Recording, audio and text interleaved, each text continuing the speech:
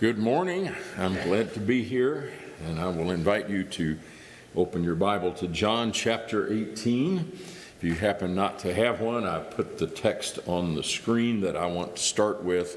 It's always a pleasure to come over to Hammond and to see faces that I'm familiar with, and sometimes to meet people I don't know. That's always a good thing. Bill asked me to speak on this subject of how is what's in the world affecting the church, and you could go a dozen different directions with that probably, or maybe more. But I've chosen to kind of use this verse as a jumping off point in Jesus' conversation while he's on trial for his life. And not many hours before his life will be taken in basically an assassination, a murder. Without proper warrant either by Roman or Jewish law. But he recognized that this is why he came into the world. He's not shirking it. And so he says to Pilate, "For this I have been born." The question is, are you a king? And the Jews are accusing him of basically insurrection and accusing him of just trying to displace the Caesar and so forth. He said, "For this I have come into the world." To do what? To testify to the truth. Everyone who is of the truth hears my voice. And Pilate said to him, "What is truth?" I wish we had the voice recording or the inflection of what that question was. Is it a rising inflection or a falling inflection? He's saying, "What is truth?" Like derisively, like you can't know, the very modern kind of version, you really can't know the truth, or there's no such thing as truth, or maybe who are you to be talking about the truth? Or is it more a plaintive or inquisitive, what is truth? I really would like to know what the truth is. I think there's some indication in the text that maybe it's the former rather than the latter, but we don't really know. But whatever Pilate meant by it, it's a question that ought to affect and concern all of us. So I've decided to, can I advance with this? There we go. Rather than how is what in the nation today affecting the Lord's church, I decided to take a slightly different tack. I'm just going to call this lesson the War on Truth. Because I see that as really the whole cluster of a lot of issues that are out there in the world. And unfortunately, there are people in the church, people in the religious world, including some, if I read correctly what's being written and put online, sometimes even people that claim to be New Testament Christians that don't seem to have either a very good grasp of what is truth, or maybe even are questioning, like maybe Pilate was, whether there's any truth. Or maybe the question is, even if there is truth, can we know the truth? Can we discover the truth? Can we find out what is true? So that's a whole cluster of questions. And there are, of course, other texts in the Bible. John 8:32, Jesus is in just back and forth with the religious leaders of his day. That gets into the, who's your father? You are of your father, the devil. But it kind of kicks off, you will know the truth, and the truth will make you free. Which is what nearly everybody in the world will say. When I was growing up, many of you know that I grew up down the road in Indianapolis, and the Indianapolis Star, which is still the daily newspaper of record. My dad worked for the Star for many years. And on their masthead, they had this Bible verse. Now, I don't know how many newspapers you've ever seen that has a scriptural verse on the masthead right under the title, but it says, "You shall know the truth, and the truth will make you free."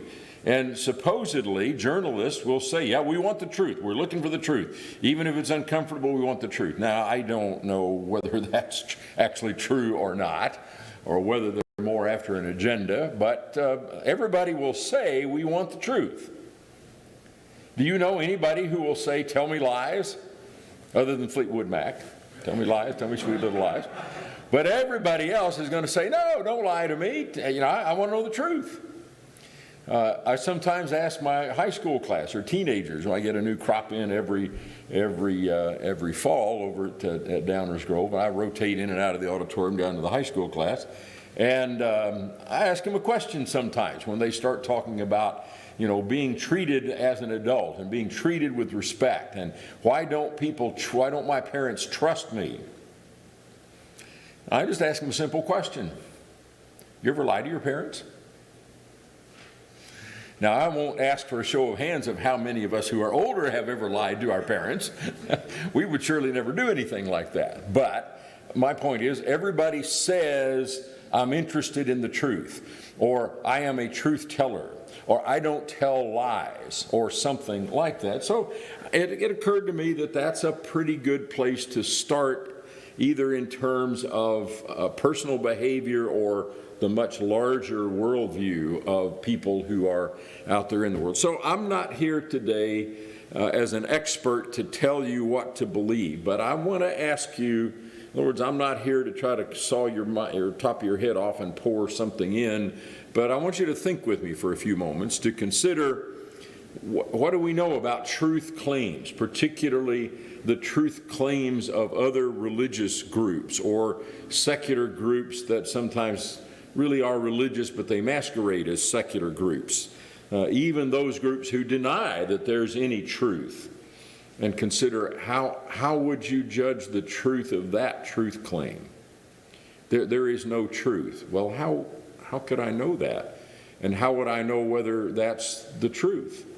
And how would I know whether you're telling me the truth or not, if there's no truth? It just cuts the foundation out from under any attempt to decide what is real, what is true. And then we need to ask ourselves, how do I handle the truth? You can't handle the truth. Well, how do I handle the truth? What happens when I bump up against some uncomfortable truth, either from the Bible or maybe somebody points out something in my life that I'm not doing correctly or that I ought to be doing that I'm not doing? And how do I react to that truth? Do I rebel against it? Do I kick against the goads? Do I get mad at the person who's telling me the truth? Or do I ignore it? Or do I try to do what I can to bring my life in harmony with the truth? So all those are important kinds of questions.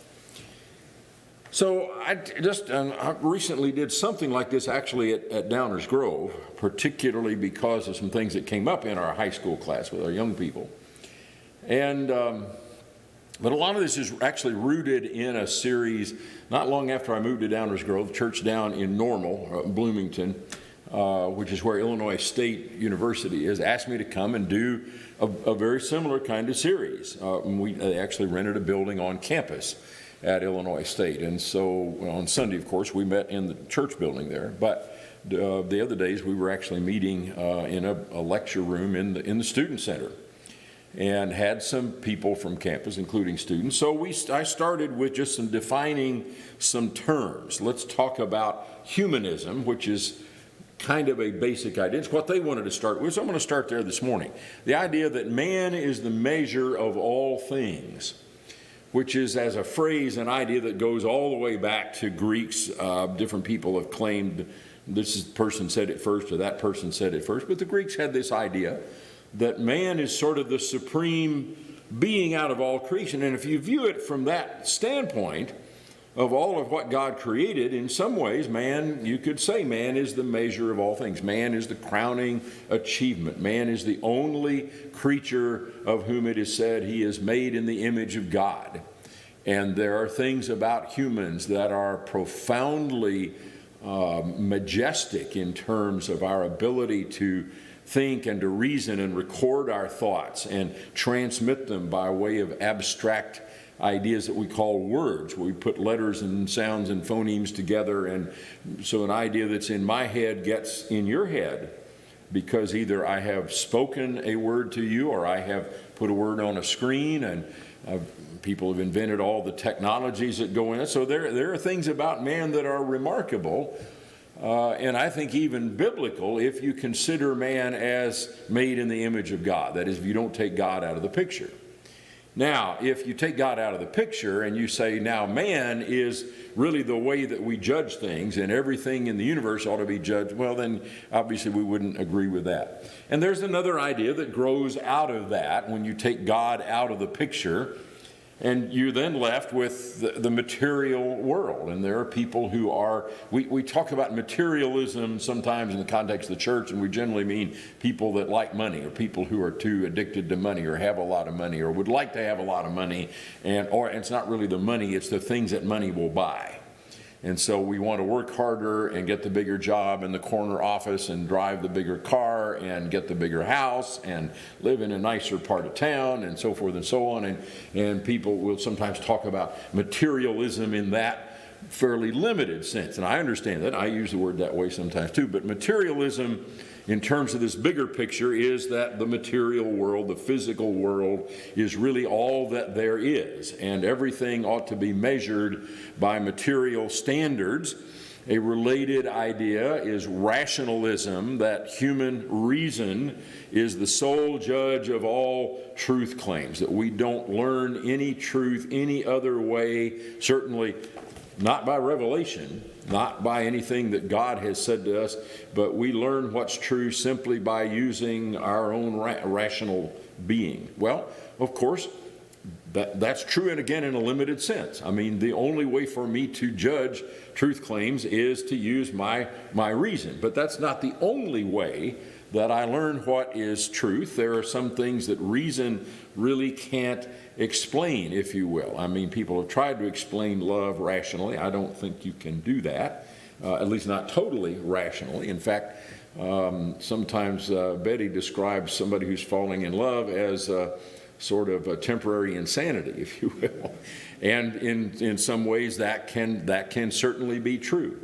In fact, it may be one of the devil's ways of perverting natural human desires and so forth, and kind of making us temporarily take leave of our senses and so forth. So, and I think we're going to see there's some little kernel of truth in some ways, in a limited sense, in all of these. I'm going to, if you don't mind, I wear a coat or a jacket largely because I often get cold. Especially if the air conditioning is on, so I'm all warmed up now, so don't read anything into that other than I'm warm. So scientism, which is a similar claim that all truth is determined by science, that if you want to know the truth, and of course in our culture science has sort of become a religion of its own, if not a god of its own. And I'll just quickly go through these, and we'll talk more about several of these toward the bottom here. Modernism is an idea that really arose in the 19th century. It's kind of today viewed as a quaint old thing. Now, we still talk about modernism in the church, but modernism was really born in the 19th century, where people said these modern times and modern inventions and modern science, it's kind of related to scientism. I mean, they said, look, in the dawn of the 20th century, a century ago, look, we've got these cloth-covered airplanes that can fly for half a mile.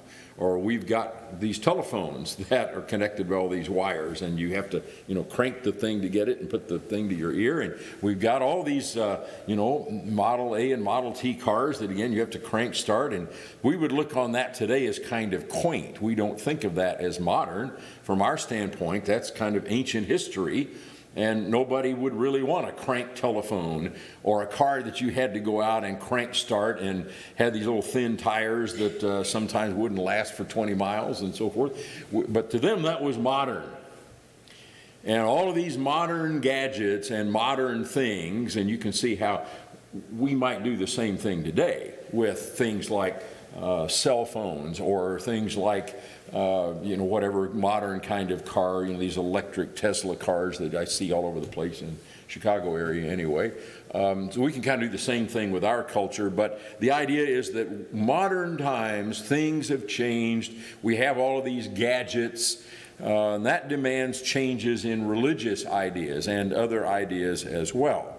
So modernism, which became a very powerful force for most of the 20th century, and probably most of us grew up hearing preachers talk about modernism and how bad modernism is, because particularly as it impacted religious studies, It was the idea that you can't trust the Bible, and the Bible doesn't measure up to modern times and modern themes. But it was broader than that. It wasn't just religious. It was a far-reaching movement in art and music and architecture and literature. If you take one of the architecture tours in downtown Chicago, which is an architectural mecca for people who study that, I've become fascinated with it since I moved to the area. But they'll talk about modernist architecture, and Mies van der Rohe might be a name that you would know. Moved to America, moved to Chicago, as a matter of fact, and the idea of minimalism and so forth. All of that in literature, in art, and people talking about modern art, and there is a kind of a school, and part of it said we don't really have to make sense because the 20th century, modern times don't make sense. How can you have all of these modern ideas and modern gadgets and modern things and electricity and whatever, and yet in the 20th century, human beings killed more of their fellow human beings than in all the other centuries combined? Probably. We don't know exactly how many people died in ancient times, but we killed a lot of our fellow human beings using a lot of these modern gadgets in the 20th century, including all sorts of machine guns and mustard gas and tanks and airplanes and bombs and atomic bombs and so forth that just incinerated all kinds of people. So how can you have modern technology that gets turned to all of these evil ends? It's not used just for good things, and that's a question that modernists ask. So these pretty far-reaching transformations from the 19th to the 20th century involve that. Among the factors that shaped modernism were urbanization, more people moving to the cities. If you look at the 1920 census that the government did, it was the first time that in American history more people lived in cities or towns than lived in the country. So we moved from a rural society where you're removed from your neighbors, the nearest farmhouse maybe 2 or 3 miles away. Now you're living in a city where you are dependent on neighbors for something, or you're certainly dependent on public water systems and sewer systems and police departments and so forth. If your house catches on fire, it's not just you and a garden hose. It's you and the fire department and so forth. So people changed. And industrialization, why are people moving to cities? Because that's where the jobs are. At least there are more steady income jobs in the city and factories than there are in the farm, where you might do good 1 year and then the next 3 years you get drought and so forth. And technological developments, all of that had to do with this development. And it rejected the certainty of Enlightenment thinking. The Enlightenment was this movement several centuries before that basically said man is the measure of all things, that rationalism and the man's ability to reason, and man's ability to reason is a remarkable thing. I mean, that's what gets us all of these different scientific inventions that we use every day, and most of us like that kind of thing. We like having automobiles to drive in. And anybody want to go back to horse and buggy days? I don't. I mean, we kind of think maybe that was a good time, but you talk to somebody who lived in that, no, most people don't want to go back to that. Anybody want to live without air conditioning again? Most of us would rather not do that. I complain about it because I get cold, but I wouldn't want to go back to that, particularly in the South where my wife comes from. Air conditioning was the end of the long hot summer, if you will. So, but these devices that we have and the technology that we have that can do good things also were used to do all kinds of bad things. And among the changes that happened were a lot of people who prided themselves on modern thinking kind of rejected the Bible. So I'm going to skip through some of this and get to what maybe comes after that. As this kind of thought process goes along, you get a system of thought that basically is sometimes called relativism, that everything is relative and there is no objective truth. Well, again, are things relative? Well, yes. Do things depend on how you look at it? Yes. If you drive around this area a lot, you learn where the highways are. But if you fly out of Midway, as I occasionally do, or sometimes O'Hare, although my rule is avoid O'Hare wherever possible, but the area looks different from 3,000, 4,000, 5,000 feet in the air than it does when you're at ground level. You can see more things and see kind of how things relate. And if you have a kind of a map in your head, you can say, oh yeah, so that's I-80 and that's I-57 and that connects to the Dan Ryan and this connects over to the Veterans Parkway and so forth. And so you can't see all that from ground level. Now, has anything changed? Well, the only thing that's changed is my perspective on things, my viewpoint about things. I have a relatively different viewpoint when I'm here than when I'm there, or sometimes time can cause us to think in relative terms. I don't always believe the same things when I'm 70 that I did when I was 20. I hear sometimes people say, well, I haven't changed, I've heard preachers say this, haven't changed my mind on anything in 50 years. As though that's somehow a mark of soundness or a mark of whatever.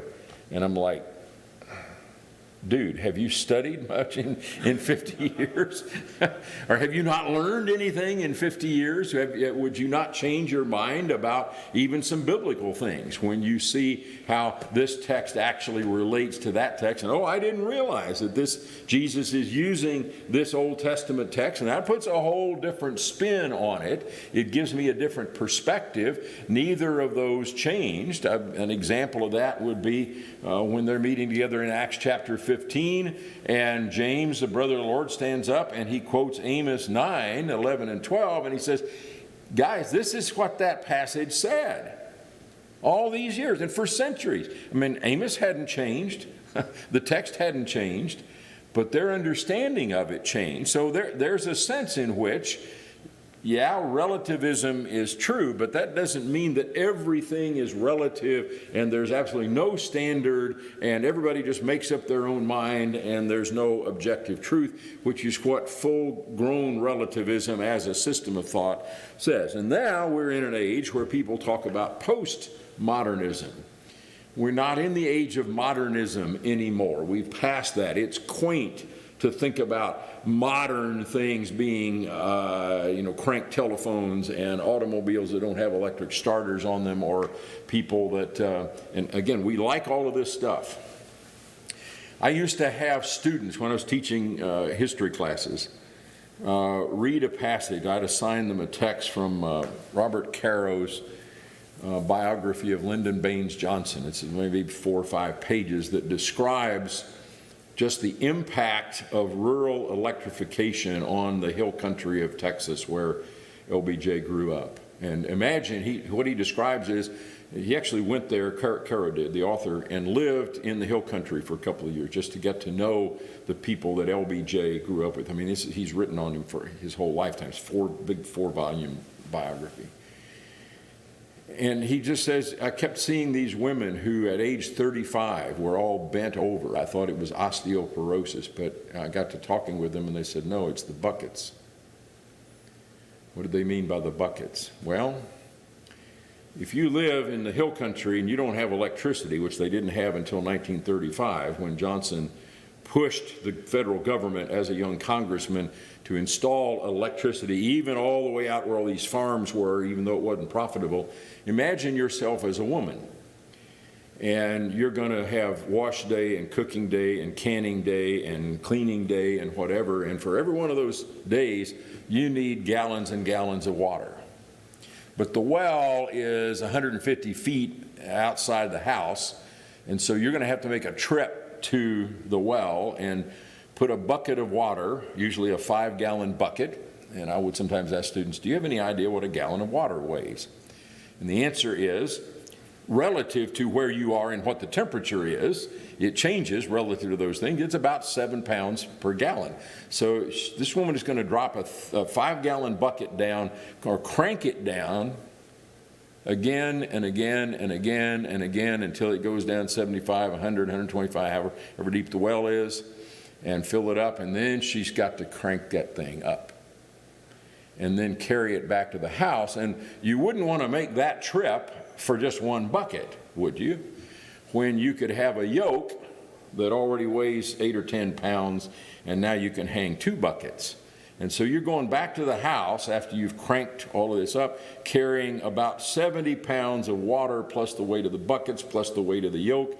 And they do this about 5 times every day. So imagine how it changes your life if you now have electricity and you can put a pump on your well and run a line into the house. And by the way, these are while the guys are out in the barn or out in the field doing some really heavy lifting also. It's not like the women were doing things that men were not asked to do in terms of the physical. I mean, imagine, of course, now you can light the barn, and so you can work way into the night instead of having to go to bed at 10 o'clock or whatever. So my point is that modernism changed things in some good ways and in some bad ways, but we are in a post-modernist age. Well, what do we mean by post-modernist? Well, here's the best definition I can give you for it. This is from a guy by the name of William G. Deaver, who went to school down in Indianapolis. He was an archaeologist, later did his degree, I think, at Harvard, and recently retired. He's dug in a lot of places in Israel and the Middle East. And so he's one of these guys that are scientists, but they're kind of governed by what comes out of the ground. I mean, you can't just make stuff up about the Bible, or you can, but if somebody then uncovers something or excavates something that if you're taking the position, as some recently have, for example, that David, the man after God's own heart in both covenants, didn't exist, and then somebody digs up an inscription, which they did in 1990, that talks about the city of David and the nation of David and the reign of David, well, that kind of shoots your theory right in the head. And so Deaver's one of these guys who is, while he has theories, his theories are governed by fact, by what comes out of the ground. So here's his definition of postmodernism. Essentially, a mid to late 20th century theory of knowledge which says that there is no real knowledge, at least not in any objective external world that can be perceived by the human senses. So the idea is not necessarily a denial that there is a real objective world out there, but we can't know it. We can't, our senses cannot necessarily discern it. And again, there are some things that are real that my senses can't discern. That part of it may be true. But the basic thrust of the postmodern revolution was threefold. Number one, all claims to truth or meaning or value are merely social constructs. They're all in the human mind. They are impressionistic, they're relative, not absolute, they're largely fictive, they're fiction, and subject to erasure.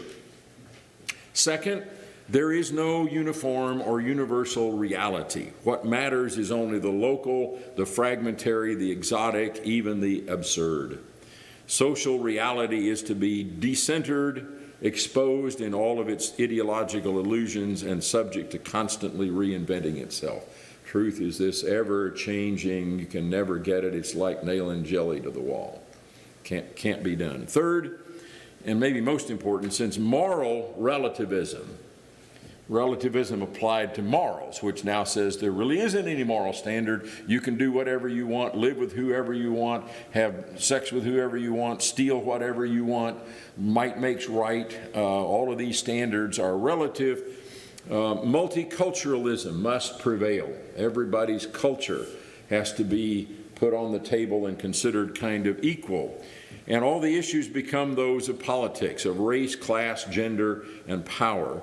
What weighs in finally is not truth, for there is none. There is no truth. But there's rhetoric.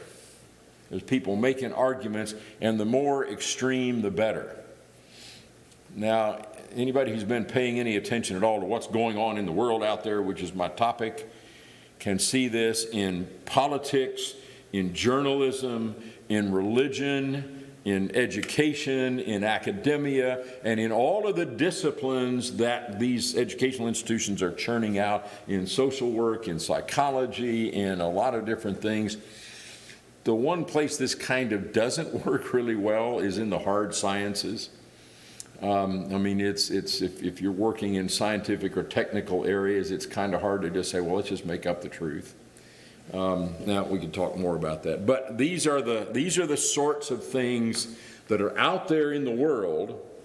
And if you have children or grandchildren who are in college or high school, as far as that's concerned, that's what they're being taught. That's what they're exposed to. And it's not just in education. I mean, every time you turn on the TV, every time you pick up a newspaper, you just have to be aware that these ideas are what trained the people who are writing this. And then you get full-blown atheism. Talking about ideas that are out there. Atheism is a pretty hard-nosed, dogmatic system that says, I know that God does not exist. It's an assertion. From the Greek prefix meaning not, theism meaning God, the word theos for God. There is no God. And I know there is no God. Now, somebody who's that dogmatic kind of flies in the face of some of these other ideas about relativism and so forth. Well, how do you know there's no God? How would you prove that? How could you establish it? And even if there was no God, even if that were true, how would you know it? If you really can't determine what the truth is.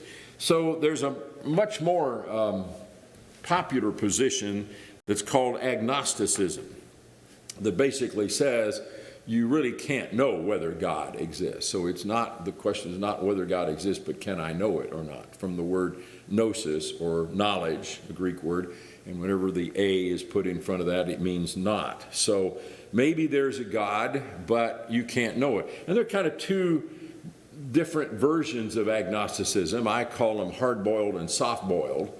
Hard-boiled agnosticism is one that says basically you cannot know whether God exists. It's impossible to know whether God exists or not. It's a first cousin to atheism. And my question for hard-boiled agnostics is, how do you know that? I mean, that's the question I want to ask all these people. How do you know that? Because once you start saying you can't know anything for certain, you can't prove anything, nothing is really true, okay, how do you know that's true? Tell me how you arrived at that conclusion. A soft-boiled agnostic would be somebody who says, I don't know whether God exists. Maybe God exists. Maybe other people know it, but I can't know whether God exists. Now, I'd like to study with that person. That's the kind of person who could conceivably be open to hearing the truth. That's the kind of people that Paul is speaking to in Acts chapter 17. Let me tell you about the God that you don't know, or the God that maybe you think can't be known. I know that God. I know he's the God of the universe, and I'd like to tell you about him. Well, that ought to be our attitude toward anybody who's open to that. So, we got all of these different isms that basically, if you boiled it down to the consequences, religiously speaking, you can't know the truth. The Bible is really just a collection of legend stories, fables, myths, Israelite campfire stories, that kind of idea. And particularly, Jesus' resurrection did not happen. People don't rise from the dead. Everybody knows that, I will hear people say. And so what that means is, because I've never experienced it or seen anybody rise from the dead, that means it cannot happen because it's outside my experience. Therefore, at best, Jesus Christ is just an ethical teacher. And many people will try to argue that Jesus is an ethical teacher, which raises its own conundrum about, okay, he did say that he was the Son of God, did he not? He said, I am the way, the truth, and the life. No man comes to the Father but by me. So was he telling a lie when he said that? How would an ethical person tell you something that's a lie? But that's a different kind of lesson. Miracles, not just the resurrection, but miracles generally are impossible myths. The Red Sea was not parted, all kinds of these other things. Jonah and the story that's told about him being in the belly of the fish or a sea monster for several days. And the bottom line on this is everybody then does what's right or wrong. Everybody makes up their own mind, their own set of rules, their own standards, their own truths. What's true for you might not be true for me. And after all, everybody has their own truths, kind of like noses. Everybody's got one. So you make up your own as you go along. And in a relativistic age, that could change. What's right for me today might not be right tomorrow. And what's wrong for me this week might change and become right the following week. So Postmodern relativism, this idea that, it's out there all over the place. If you know what to look for, you can find it just about under every rock and tree, replaces facts with feelings. It produces a spiritual and moral wilderness, and that's what we're living in, isn't it? We're in the middle of the swamp. It's a moral and spiritual wilderness where momentary feelings reign supreme. If I feel it's right now, true now, then it must be true now, and I'm going to proceed on that basis, even if tomorrow I might feel it's wrong, or if yesterday I felt it was wrong. If I have this desire, if I have this wish, if I want to do this, if I think this is important, I'm going to go ahead and do it. And it's manifested even in some, quote, Christian or Christian-oriented groups that don't respect biblical authority. They claim to follow Christ, but you say to them, well, but this is not in the Bible. Well, okay, it's not in the Bible, but it's still, I think it's something good, and I think we ought to do it. And I've heard even gospel preachers, usually more in an institutional framework, and how many years ago since I was in a conference with a young man, and he said, we built this gymnasium as a part of the work of the church, and we decided it really didn't matter whether the Bible said anything about it or not. We thought it was a good thing, and so we went ahead and did it, and whether the Scripture authorized it or not really didn't enter into the picture. Well, I give him H for honesty on that. I think it's a failing grade, but we'll invent a new letter and put H on it. It's an honest admission. A lot of people do that, but they won't own up to it. They want to go ahead and do what they want to do, and then they want to find a verse of Scripture somewhere and kind of paste it as a label and say, well, I can read about this, and it kind of looks like that, and you get into all kinds of, you can justify a lot of stuff if you approach the Bible that way. You've heard of the Scripture that authorizes nurseries in the church building. It's in 1 Corinthians 15. We shall not all sleep, but we shall all be changed. Okay, a little humor. But there are people who use the Bible to sort of rip verses out of their context, and they'll justify nearly anything by that. So this is an insufficient guide to truth that only produces contradictions and confusion and gets people into a state of mind where they really don't know what to do. So what is truth? Well, if you're going to define truth, you look in the dictionary and it'll tell you the quality or state of being true. Okay, that does kind of follow, doesn't it? That which is true, or this is the most important thing, it seems to me, that which is in accordance with fact and reality. Somebody who thinks he can jump out of an airplane or off a 25-story building without benefit of a parachute and survive, there's something wrong with his thinking, and if he does that, he's going to soon find out in a few seconds that what he feels about that does not alter the reality of gravity. A fact or a belief that is accepted as true. So when we talk about things that are true, we're talking about things that are factual, that are accurate, that are real, they're correct, and things like validity and authenticity and honesty, sort of that, enters into the picture.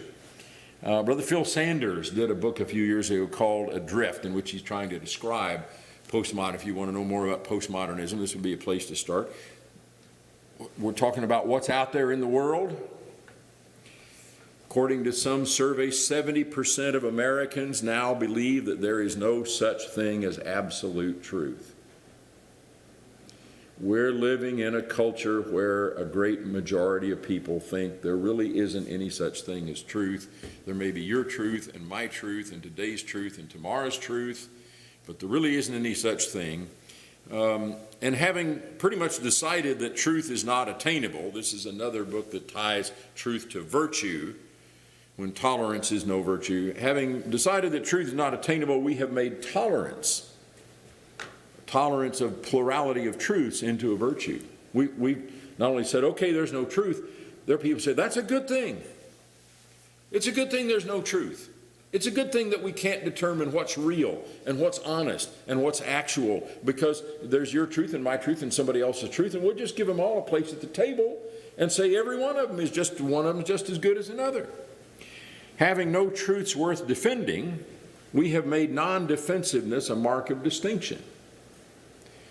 And that's true. There are a lot of places today where if you put Christianity on the table and you're simply willing to say, well, it's one choice among many choices. It's one religious idea among a lot of religious ideas, and they all have validity and they're all kind of equal, our world would probably accept that. Now, you'll find people that are so prejudiced against Christianity, they wouldn't even go that far. But what's not allowed and what's objectionable and what will get you shouted down the minute you say it is if Christianity is the only way to God. That Islam is wrong, that Buddhism is false, that these other religious ideas are not right, that Judaism is not the way to God, and Moses is not the way, the truth, and the life, or any other religious leader you want to talk about. Once you start making exclusive claims to truth, that's what this culture simply cannot stand. And that's what this is talking about. And there, I'll recommend another book by Don Carson called The Intolerance of Tolerance. And that's true. You want to see somebody who's really intolerant, who talks about tolerance, and we need to be open and have diversity as the buzzword of the day or the decade anyway. Well, they're not tolerant of somebody who says that's wrong. So it's acceptable today, at least in some quarters, to say this is true, as long as you're saying, I believe it's true, I think it's true, or it's true for me, or it's true for this group of people, or it's true today, might be not true tomorrow, but so forth, as long as it's not followed by, and therefore that other thing is false. You can say the first in our world, but you can't say the second, and especially is this observable in matters of faith and religion, where every belief system is supposed to be on equal footing where the truth is concerned. Well, I'm going to skip through some of this. Well, this is what got me kind of into this a decade ago when they asked me to come down to Illinois State. And I started with this idea of humanism. And there is the American, humanism, to say that humans are good things, humans are made in the image of God, humans are remarkable, humans have bodies that heal themselves, and their bodies are engineered to do things that cyberkinetics can't do even in our modern world and so forth. That's one thing. But to make humanism a religion which endorses all kinds of moral and immoral behavior, including gay marriage and transgenderism and so forth and so on, the American Humanist Association, there is an association that claims the label humanist, and they're the ones that put out, if you see these coexist bumper stickers, I see them on a number of cars, or I'm good without God, just be good for goodness sake, proudly unchurched. They sell all kinds of things, religion, all nonsense all the time, so forth and so on. And basically what this is atheism in sheep's clothing. And if you go on their website, you'll find all kinds of, for example, the Atheist Debater's Handbook and the New Atheism, which seems to be making a comeback. So again, defining the term humanism can sometimes be hard. If we talk about the humanities, what are the humanities? Well, I thought I put the humanities. Well, the humanities in a college are, including Illinois State. I used to have a page from their website up here saying, what are the humanities? Well, it's literature and art and painting and so forth. And in the Renaissance, this period, from about 1300 on, where you begin to recover the ideas of the ancient Greeks in Western culture, and you get a lot of the great paintings that you would think of as art and so forth. That's not necessarily a bad form of humanism. Many of them extol the glory of the human body and the human mind. When you get to secular humanism, which is the kind of humanism that strips out all of the religious ideology, Renaissance humanism, these guys who painted and wrote a lot of literature, they were believers in God. They thought that man was the measure of all things because that's the way God made him. That God is the one who is responsible for the creation of the human body and the human mind and the human ability to do all of these wonderful things, and that's a good thing. Secular human strips God out of the equation, if you will. Well, I'm going to skip a lot of this, but humanities, for example, the fine arts, languages, history, literature, philosophy, and sometimes religious studies are thrown in there. Yeah, I thought I put this in. This is since I was at Illinois State. This is their humanities page. And there's nothing wrong with studying art or literature or philosophy or so forth. In fact, it might strengthen Christians' faith in some ways to do that. Anyway, well, let me back up. Humanism, and I want to quit about 11 and take a short break. Then I want to do one other thing from another program, and then I'll open this up for questions.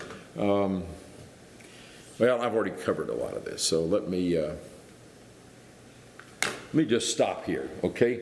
Anybody have questions about any of these kinds of things? It's a little technical maybe, and maybe not what you expected. I don't know what you expected. But I'm trying to get to kind of the roots of a lot of what we see in our culture that's immoral and that's creating all the kind of problems that we see. But, Jean? In looking at these past times, has there ever been a time that you're aware of where there was so much questioning of the existence of truth? Well, I think it is worse today. I think it's gotten increasingly worse. But of course, you know, what you and I grew up in as children of the 60s, I mean, I would say that's kind of when it started. I think the moral and sexual revolution and the political revolution of the 60s, in which you had a lot of lawlessness and people scoffed at law and order, if you can think about that, and it reflected in I mean, you know, some of the formative experiences of my teenage years included the assassination of a president of the United States in 1963. Somebody just shot him dead in the middle of a street in Dallas. Now, that had happened before, but it had been 60 years before that when McKinley was shot, and 20 years before that when Garfield was shot, and 20 years before that. So there had been a cluster of those kind of things in the 19th century, but it hadn't happened in the 20th century. And then, you know, Martin Luther King's assassinated. I mean, you think about the year 1968, where you have the Tet Offensive, the war in Vietnam. We've got, you know, thousands of, you know, tens of thousands of young Americans over there, and they're killing them at a rate of 1,000 a week in some weeks. And you get this Tet Offensive that's even worse. And then a sitting president says, I'm not going to run for re-election. Who'd ever heard of that before? Because of the opposition to him. And then King's assassinated in April, and Bobby Kennedy's assassinated in June, and you get the mess of the Democratic Convention over here in Chicago, where people are rioting in the streets, and you get tear gas. And I mean, this is just, who had heard of this kind of stuff before? And then you get Woodstock and the sexual revolution and Watergate, and it just, people are breaking laws right and left. So I think that's when it started. So it's kind of been present most of the lifetime of anybody in this room. But I think it is worse today. I think it's gotten increasingly worse, yes. I was thinking too, going back to some of these more ancient societies, is this I agree with you about the 60s being pivotal. Yeah. I've watched this develop over my lifetime. But, you know, I don't see in reading more ancient civilizations, this extreme questioning of the existence of truth. Yeah.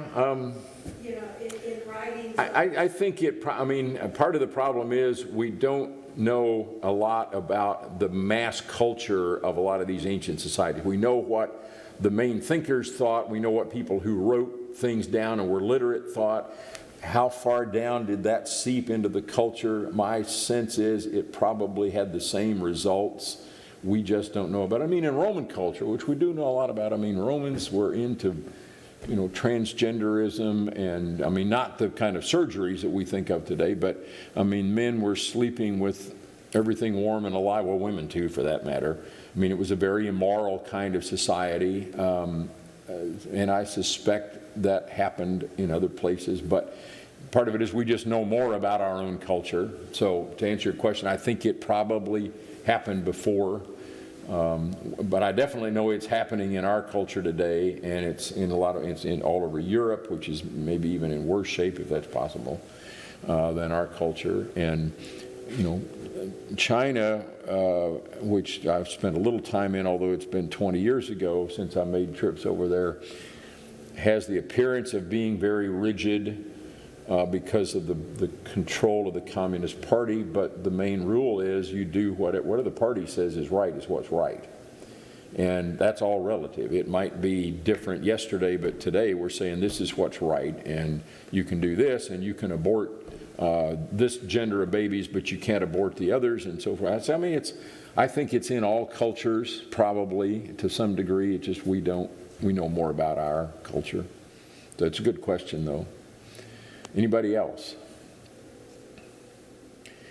Well, I want to kind of shift gears for a minute. I don't know that we need to stay. I usually come prepared to stay till noon, but we don't have to do that. I'll tell you what, Bill, I'm gonna go downstairs for a minute. So let's take a 5-minute break. If you can get out of this program and get the other one up here.